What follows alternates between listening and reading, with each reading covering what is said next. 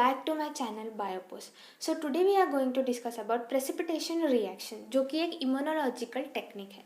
तो सबसे पहले हम देखेंगे what do you mean by precipitation reaction. अगर कोई एंटीबॉडी और एक सोल्यूबल एंटीजन अगर इंटरैक्ट करेगा, एंटीबॉडी और एक सोल्यूबल एंटीजन अगर इंटरैक्ट करेगा एक सॉल्यूशन में, फॉर एग्जांपल ये एक टेस्ट ट्यूब है और इस टेस्ट ट्यूब में एक सॉल्यूशन है और इस सॉल्यूशन में एंटीबॉडी और एंटीजेंस इंटरैक्ट कर रहे हैं। एंटीजन और सोल्यूबल एंटीजेंस एंटीबॉडी और सोल्यूबल एंटीजेंस इंटरैक्ट कर रहे हैं और इस इंटरैक्शन से एक इनसोल्यूबल कॉम्प्लेक्स फॉर्म हो रहा है। और इस इंटरैक्शन से क्या फॉर्म हो रहा है? एक इनसोल्यूबल कॉम्प्लेक्स या फिर एक लैटिस फॉर्म हो रहा है। ऐसे रिएक्शन को हम क्या कहते हैं? ऐसे रिएक्शन को हम कहते हैं प्रेसिपिटेशन रिएक्शन। तो जब ये रिएक्शन होती है और एक इनसोल्यूबल कॉम्प्लेक्स फॉर्म होता है, तब हमें इस सॉल्यूशन में, जब ये सॉल्यूशन को हम सेंट्रीफ्यूज करते हैं, इसके बाद हमें एक विजिबल प्रेसिपिटेट हमें दिखाई देता है। तो अगर किसी एक एंटीजन के अराउंड एंटीबॉडी अगर एग्रीगेट हो रही है, अगर किसी एंटीजन के अराउंड एंटीबॉडीज़ अगर एग्रीगेट हो रहे हैं, इन एंटीबॉडीज़ को हम क्या कहते हैं? इन एंटीबॉडीज़ को हम कहते हैं प्रेसिपिटीन्स। क्या कहते हैं? प्रेसिपिटीन्स। ऐसे एंटीबॉडीज़ को हम कहते हैं प्रेसिपिटीन्स। सो अगर सीधी भाषा में बताया जाए तो antibodies that aggregate soluble antigens, these are called as precipitins. अब और जो इंटरैक्शन होता है एंटीबॉडी और एक एंटीजन में, जो इंटरैक्शंस होते हैं, ये इंटरैक्शंस कैसे होते हैं? ये इंटरैक्शन वीक होते हैं, रिवर्सिबल होते हैं और नॉन कोवैलेंट इंटरैक्शन होते हैं। नॉन कोवैलेंट इंटरैक्शन जैसे कि van der Waal forces, electrostatic forces, hydrogen bonding और हाइड्रोफोबिक फोर्सेस। सो एंटीबॉडी और एंटीजन में कैसे इंटरैक्शन होते हैं? वीक, रिवर्सिबल और नॉन कोवैलेंट इंटरैक्शन। अब ये जो इंटरैक्शंस होते हैं, ये जो इनसोल्यूबल कॉम्प्लेक्स फॉर्म होता है प्रेसिपिटेशन रिएक्शन में, तो ये किस पे डिपेंड करता है? ये रिएक्शन किस पे डिपेंड करती है? तो ये रिएक्शन बेसिकली डिपेंड करती है वैलेंसी पे। अब किसकी वैलेंसी? एंटीबॉडी और एंटीजन की वैलेंसी पे। पहले हम बात करेंगे एंटीबॉडी के वैलेंसी के बारे में। जैसे हमें पता है एंटीबॉडी पे फैब फ्रैगमेंट होते हैं। अब ये जो फैब फ्रैगमेंट होते हैं ये दो होते हैं। एक एंटीबॉडी पे दो फैब फ्रैगमेंट होते हैं। लेकिन अगर एक ही हो, अगर मोनोवैलेंट एंटीबॉडी होगी तो जो इनसोल्यूबल कॉम्प्लेक्स होता है, जो लैटिस होता है, जो कॉम्प्लेक्स लैटिस होता है, वो फॉर्म ही नहीं होगा। अगर ये फॉर्म ही नहीं होगा तो एक विजिबल प्रेसिपिटेट हमें मिलेगा नहीं, जिसकी वजह से प्रेसिपिटेशन रिएक्शन होगी नहीं। इसीलिए एंटीबॉडी की वैलेंसी कैसी होनी चाहिए? बाईवैलेंट तो भी होनी चाहिए। उसके साथ साथ एंटीजन। अब एंटीजन्स जो होते हैं, एंटीजन्स पे जैसे हमें पता है एंटीजेनिक डिटर्मिनेंट्स होते हैं, जिसे हम क्या कहते हैं? इपिटोप कहते हैं। और ये इपिटोप क्या कहते हैं? ये इपिटोप एंटीबॉडी से इंटरैक्ट करते हैं। वैसे ही एंटीबॉडी पे क्या होते हैं? पैराटोप्स होते हैं। और ये पैराटोप्स क्या करते हैं? एंटीजन से इंटरैक्ट करते हैं। तो एंटीजेंस पे जो इपिटोप होते हैं, वो एंटीजन पे इपिटोप मोनोवैलेंट नहीं होना चाहिए, मतलब एक ही इपिटोप नहीं होना चाहिए। अगर एक ही इपिटोप होगा तो कॉम्प्लेक्स लैटिस फॉर्म ही नहीं होगा, जिसकी वजह से हमें प्रेसिपिटेट नहीं दिखेगा। तो हमें जो एंटीजन होता है उन पे जो इपिटोप्स होते हैं वो अगर सेम ही हो गए, लेकिन सेम मोर देन 2, जैसे कि बाईवैलेंट होने चाहिए या फिर पॉलीवैलेंट होने चाहिए। जो भी इपिटोप्स होते हैं एंटीजन पे वो कैसे होने चाहिए? बाईवैलेंट या फिर पॉलीवैलेंट। क्यों? क्योंकि अगर ये वैलेंसी अगर ज़्यादा होगी एंटीजन्स की तो कॉम्प्लेक्स लैटिस फॉर्म होगा, जिसकी वजह से हमें प्रेसिपिटेट फॉर्म होते हुए दिखेगा, विजिबल प्रेसिपिटेट मिलेगा। तो ये रिएक्शन किस पे डिपेंड करता है? वैलेंसी पे। एंटीजन और एंटीबॉडी के वैलेंसी पे ये रिएक्शन डिपेंड करता है। अब हम देखेंगे कि ये जो प्रेसिपिटेशन रिएक्शन होती है, ये प्रेसिपिटेशन रिएक्शन दो अलग अलग फॉर्म्स में परफॉर्म होती है, जैसे कि सोल्यूशन और जेल्स में भी। जो अगार के जेल्स होते हैं इनमें भी हमें प्रेसिपिटेशन रिएक्शन देखने को मिलता है। तो आज की वीडियो में हम सिर्फ बात करेंगे सॉल्यूशन के बारे में, कि कैसे सॉल्यूशन में प्रेसिपिटेशन रिएक्शन होती है। आने वाले वीडियो में हम देखेंगे जेल्स में कैसे प्रेसिपिटेशन रिएक्शन होती है और टाइप्स क्या होते हैं। जेल्स में अगर प्रेसिपिटेशन रिएक्शन हो रही है तो क्या टाइप्स होते हैं प्रेसिपिटेशन रिएक्शन के, ये हम आने वाले वीडियो में डिस्कस करेंगे। आज की वीडियो में हम डिस्कस करेंगे प्रेसिपिटेशन रिएक्शन इन सॉल्यूशन। तो हम एग्जाम्पल लेंगे। फॉर एग्जाम्पल हमने 5 टेस्ट ट्यूब लिए। क्या लिए? 5 टेस्ट ट्यूब लिए। 1 2 3 4 5, ठीक है। और इसमें सॉल्यूशन है, एक्वेसियस सॉल्यूशन है।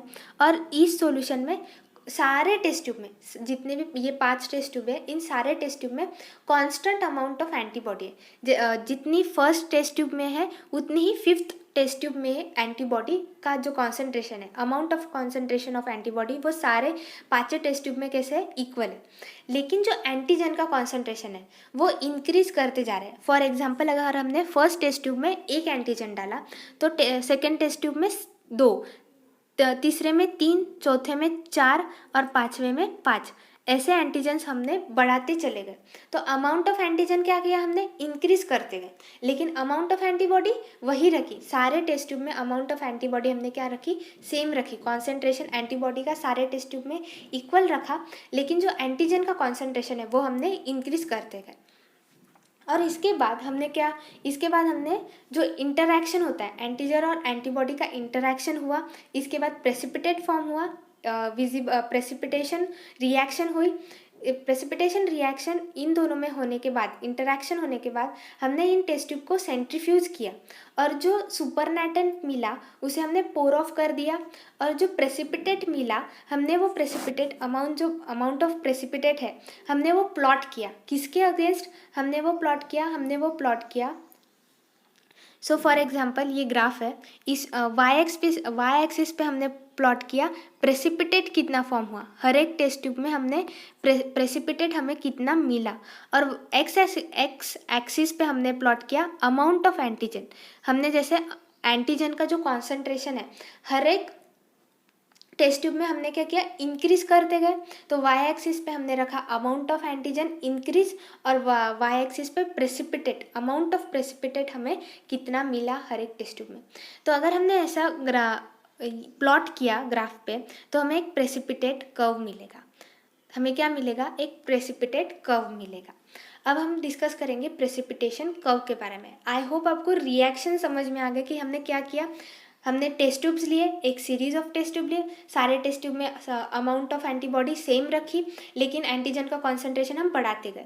इसके बाद हमने क्या किया, इन टेस्ट ट्यूब को सेंट्रीफ्यूज किया, सुपरनेटेंट को पोर ऑफ कर दिया। जो प्रेसिपिटेट मिला उस प्रेसिपिटेट को हमने मेजर किया और जो प्लॉट किया वाई एक्सिस पे अमाउंट ऑफ प्रेसिपिटेट, और एक्स एक्सिस पे हमने क्या रखा, antigen, increase amount of antigen added to the test tube. अब हमें 3 जोन मिलते हैं। क्या मिलते हैं, 3 अलग अलग तरीके के जोन मिलते हैं। फर्स्ट होता है जोन ऑफ एंटीबॉडी एक्सेस, ऐसा जोन जिसमें एंटीबॉडी बहुत ज़्यादा है। दूसरा जोन होता है जोन ऑफ इक्विवेलेंस। इक्विवेलेंस मतलब एंटीजन और एंटीबॉडी का जो कॉन्सेंट्रेशन है वो कैसा है, ऑप्टिमम है, ऑप्टिमल कॉन्सेंट्रेशन में है। थर्ड जोन जो होता है वो होता है जोन ऑफ एंटीजन एक्सेस, जिसमें एंटीजन का कॉन्सेंट्रेशन बहुत ज़्यादा होता है। अब जो एंटीबॉडी का जोन होता है जिसमें एंटीबॉडी एक्सेस होता है, इसमें कोई आपको प्रेसिपिटेट फॉर्म हुआ होता नहीं दिखाई देता। क्यों, क्योंकि इसमें एंटीबॉडी का कॉन्सेंट्रेशन बहुत ज़्यादा होता है एंटीजन के हिसाब से। तो इन दोनों में इंटरैक्शन नहीं होगा। अगर इंटरैक्शन नहीं होगा तो एक हमें विजिबल प्रेसिपिटेट कहाँ से फॉर्म होता हुआ दिखेगा। तो इसीलिए जोन ऑफ जो एंटीबॉडी एक्सेस होता है उनमें हमें जो प्रेसिपिटेट होता है इनसोल्यूबल कॉम्प्लेक्स वो दिखाई नहीं देता। इसके बाद zone of antigen excess, third जो जोन होता है जोन ऑफ एंटीजन एक्सेस, इसमें एंटीजन का कॉन्सेंट्रेशन बहुत ज़्यादा होता है और एंटीबॉडी का कम, जिसके वजह से जो इनसोल्यूबल कॉम्प्लेक्स जिसे हम लैटिस कहते हैं वो फॉर्म नहीं दिखेगा, और जिसके वजह से हमें जो प्रेसिपिटेशन होता है, प्रेसिपिटेशन रिएक्शन, वो दिखाई नहीं देती। क्यों, क्योंकि इसमें एंटीजन का कॉन्सेंट्रेशन कम होता है और एंटीबॉडी का लेस। तो इन दोनों में इंटरैक्शन ही नहीं होगा उतना ज़्यादा कि इनसोल्यूबल कॉम्प्लेक्स को फॉर्म कर सके। लेकिन जो इन जोन ऑफ इक्विवेलेंस होता है, इन जोन ऑफ इक्विवेलेंस में अमाउंट ऑफ एंटीबॉडी और अमाउंट ऑफ एंटीजन वो दोनों कैसे ऑप्टिमम होते हैं, इक्वल होते हैं, जिसके वजह से एक लैटिस फॉर्म होता है, कॉम्प्लेक्स लैटिस फॉर्म होता है। इन दोनों में इंटरैक्शन होता है और एक कॉम्प्लेक्स लैटिस फॉर्म होता है, जिसकी वजह से हमें एक विजिबल प्रेसिपिटेट फॉर्म होता हुआ दिखाई देता है। तो ये जोन कौन सा होता है, ये जोन होता है जोन ऑफ इक्विवेलेंस। और ऐसे कर्व को हम क्या कहते हैं, ऐसे कर्व को कर्व को हम कहते हैं प्रेसिपिटेशन कर्व। इसके बाद आने वाले वीडियो में हम देखेंगे precipitation reaction in gels. Gels में कैसे प्रेसिपिटेशन रिएक्शन होता है। आज की वीडियो में हम देखा precipitation reaction in solution. I hope आपको समझ में आ गया होगा कि प्रेसिपिटेशन रिएक्शन मतलब क्या, किस पे डिपेंड करता है प्रेसिपिटेशन रिएक्शन, और सॉल्यूशन में कैसे प्रेसिपिटेशन रिएक्शन होता है, और प्रेसिपिटेशन कर्व हमने देखा इस वीडियो में प्रेसिपिटेशन कर्व क्या होता है। आने वाले वीडियो में हम देखेंगे precipitation reaction in gels. So अगर ये वीडियो आपको अच्छा लगा हो तो please like share comment and subscribe to my channel. Thank you.